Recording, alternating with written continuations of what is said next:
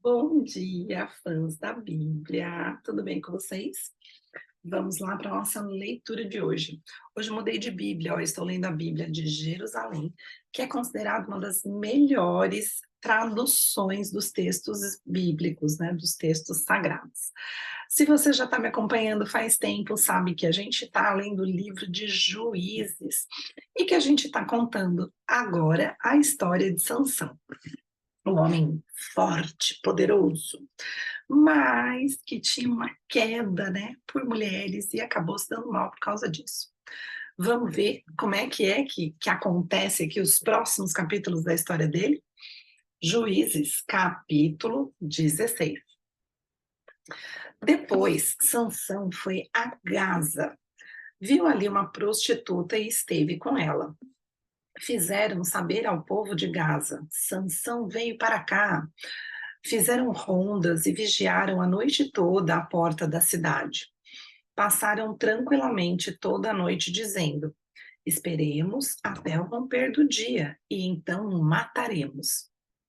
Sansão, porém, ficou deitado até ao meio da noite e então se levantou. No meio da noite, pegou nos batentes da porta da cidade, bem como nos dois montantes, e arrancou-os juntamente com a tranca. Colocou-os nos ombros e os carregou até o alto da montanha que está diante de Hebron. O cara era forte mesmo, né? Não era para se meter a besta com ele, não. Depois disso, ele se apaixonou por uma mulher do Vale de Soreque, cujo nome era Dalila. Os príncipes dos filisteus foram procurá-la e disseram-lhe: seduze-o e descobre de onde vem a sua grande força e com que meio poderíamos dominá-lo e amarrá-lo para então o prendermos. Cada um de nós te dará 1.100 ciclos de prata. Cara, ela ia ficar milionária, era muito dinheiro. Não tinha amor para resistir, né, a tanta corrupção. Dalila disse então a Sansão: conta-me, te rogo, de onde vem a tua grande força e com que seria preciso para amarrar-te, para que fosses dominado. E Sansão lhe disse: se me amarrassem com 7 cordas de arco frescas, que ainda não tivessem sido postas a secar, eu perderia minha força e seria como um homem qualquer. Os príncipes dos filisteus trouxeram a Dalila 7 cordas de arco frescas que não tinham ainda sido secadas, e ela usou-as para amarrá-lo. E ela havia escondido alguns homens no seu quarto, e então lhe gritou: os filisteus vêm sobre ti, Sansão. Ele arrebentou as cordas de arco como se rebenta um cordão de estopa.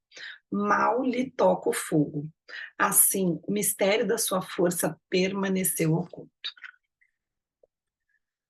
Então, Dalila disse a Sansão: zombaste de mim e me disseste mentiras. Só ainda foi tirar satisfação, né?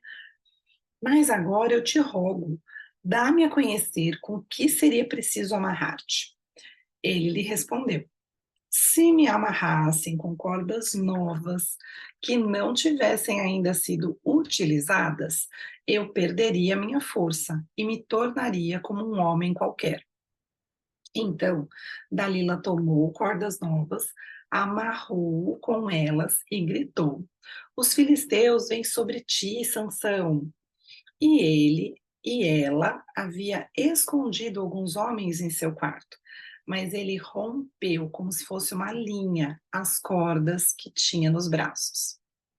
Então Dalila disse a Sansão: até agora zombaste de mim e me disseste mentiras. Conta-me com que devo amarrar-te. Ele lhe respondeu: e se teceres as 7 tranças da minha cabeleira com a urdidura de um tecido e as apertares com um pino, perderei a minha força e me tornarei como um homem qualquer.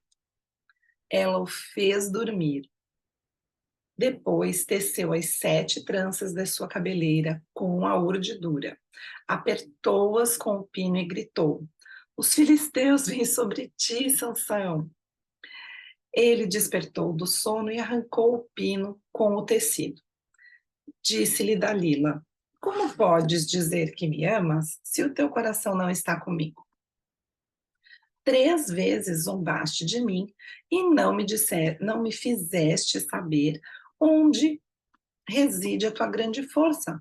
Como todos os dias ela o importunasse com as suas palavras e o fatigasse, ele se angustiou até a morte. Então lhe abriu todo o seu coração. A navalha jamais passou pela minha cabeça, disse-lhe ele, porque sou nazireu de Deus desde o seio da minha mãe. Se me cortarem os cabelos, a minha força se retirará de mim. Perderei meu vigor e me tornarei um homem como qualquer outro. Então, Dalila sentiu que ele lhe tinha aberto todo o coração. Mandou chamar os príncipes dos filisteus e lhes disse: Vinde agora, porque ele me abriu todo o coração. E os príncipes dos filisteus vieram com o dinheiro na mão. Ela adormeceu Sansão nos seus joelhos, chamou um homem e o mandou cortar as 7 tranças da sua cabeleira. Assim começou ela a dominá-lo e a sua força se retirou dele. Ela gritou: Os filisteus vêm sobre ti, Sansão. Acordando de seu sono, ele pensou: sairei como das outras vezes e me livrarei. Mas não sabia que Yahvé tinha se retirado dele. Os filisteus o agarraram, vazaram-lhe os olhos e o levaram a Gaza, onde o encadearam com uma dupla cadeia de bronze e girava a mó no cárcere. Ele foi duramente castigado, né? Mas naquela época, o nível assim de crueldade era absurdo. Entretanto, depois que ela lhe tinha rapado a cabeça, os cabelos começaram a crescer à sorte de Sansão. Os príncipes dos filisteus reuniram-se para oferecer um grande sacrifício a Dagon, seu deus, e para se entregarem às comemorações. E diziam: O nosso Deus entregou em nossas mãos Sansão, o nosso inimigo. Logo que o povo avistou o seu Deus, começou a louvá-lo, entoando estas palavras: O nosso Deus entregou em nossas mãos Sansão, o nosso inimigo. Aquele que devastou as nossas terras e multiplicou os nossos mortos. E como o coração deles estava alegre, disseram: Mandai vir Sansão para nos divertir. Coitado, cego, fraco, careca, devia estar feio, né? Fizeram, pois, que viesse Sansão do cárcere e ele os divertia. Depois o colocaram de pé entre as colunas. Sansão disse ao moço que o conduzia pela mão: Guia-me e faze-me tocar as colunas sobre as quais se sustenta o edifício. Ó, ele já estava pensando que ia fazer alguma coisa. Para que eu me encoste nelas. Ora, a casa estava repleta de homens e mulheres. Estavam lá todos os príncipes dos filisteus. E no terraço havia 3.000 entre homens e mulheres que observavam as brincadeiras de Sansão. Sansão invocou a Yahvé e exclamou: Senhor Yahvé, eu te suplico, vem em meu auxílio, dá-me forças ainda esta vez, ó Deus, para que de um só golpe eu me vingue dos filisteus por causa dos meus 2 olhos. E Sansão tocou as 2 colunas centrais do edifício, sobre as quais este se sustentava, e se apoiou nelas, numa com o braço direito e na outra com o braço esquerdo. E disse: Morra eu com os filisteus. Ele empurrou com todas as suas forças e o edifício desmoronou sobre os príncipes e sobre todo o povo que ali se encontrava. Aqueles que ele fez morrer com a sua morte foram em maior número do que aqueles que fez morrer durante a sua vida. Olha que coisa incrível, né? Ele tinha nascido para matar os filisteus. Os seus irmãos e toda a casa de seu pai desceram e o tomaram. Subiram com ele e o sepultaram entre Sará e Estaol, no sepulcro de Manoé, seu pai. Ele fora juiz de Israel durante 20 anos. Ai, nossa, tadinho de Sansão, né? Foi traído pelo amor da vida dele, coisa muito triste. Vamos para o capítulo 17. Havia um homem da montanha de Efraim que se chamava Miqueias. Disse ele à sua mãe: os 1.100 ciclos de prata que te foram tirados, e a propósito dos quais pronunciaste maldição, e mesmo tu me disseste: esse dinheiro aqui está, fui eu quem o tirou. Sua mãe disse: seja o meu filho bendito de Yahvé. Ele restituiu os 1.100 ciclos à sua mãe, que disse: eu havia dedicado esse dinheiro a Yahvé de minha própria mão, a meu filho, para fazer uma imagem de escultura, um ídolo de metal fundido, mas agora quero dá-lo novamente a ti. Ele, porém, entregou o dinheiro à sua mãe. Então sua mãe tomou 200 ciclos de prata e os enviou ao ourives, que fez uma imagem de escultura e um ídolo de metal fundido, que foi colocada na casa de Miqueias. Este homem, Micas, tinha uma casa de Deus. Ele fez um efode e terafim e deu a investidura a um dos seus filhos, que veio a ser seu sacerdote. Nesse tempo, não havia rei em Israel, e cada qual fazia o que lhe parecia correto. Havia um jovem de Belém, em Judá, do clã de Judá, que era levita e residia ali como estrangeiro. Esse homem deixou a cidade de Belém, em Judá, para ir estabelecer-se onde pudesse. No curso de sua viagem, chegou à montanha de Efraim, à casa de Micas. Micas lhe perguntou: de onde vens? Eu sou levita de Belém de Judá, respondeu-lhe. Ando em viagem a fim de me estabelecer onde puder. Fica comigo, diz-lhe Micas. Sê para mim pai e sacerdote, e te darei 10 ciclos de prata por ano, roupa e alimento. O levita concordou em ficar com esse homem, e o jovem foi para ele como um de seus filhos. Micas deu a investidura ao levita, e o jovem se tornou seu sacerdote e ficou morando na casa de Micas. E agora, disse Micas, eu sei que Yahvé me fará bem, porque tenho este levita como sacerdote. E vamos para o capítulo 18. Nesse tempo, não havia rei em Israel. Ora, a tribo de Dan procurava então um território onde habitar, porquanto até aquele dia ainda não lhe tinha sido designado território entre as tribos de Israel. Os filhos de Dan enviaram 5 homens de seu clã, valentes, de Saraá e de Estaol, para conhecer a terra e explorá-la. Eles lhes disseram: ide explorar a terra. Os 5 homens chegaram às montanhas de Efraim, até onde estava a casa de Micas, e ali passaram a noite. Como estivessem junto à casa de Micas, reconheceram a voz do jovem levita e, aproximando-se, lhe disseram: quem te trouxe para cá? Que fazes aqui? E o que é que tens aqui? E respondeu-lhes: Mica fez por mim tal e tal coisa. Ele me empregou aqui e eu lhe sirvo como sacerdote. Então lhe disseram: neste caso, consulta a Deus para sabermos se o caminho que levamos nos conduzirá a bons resultados. Ide em paz, respondeu-lhes o sacerdote.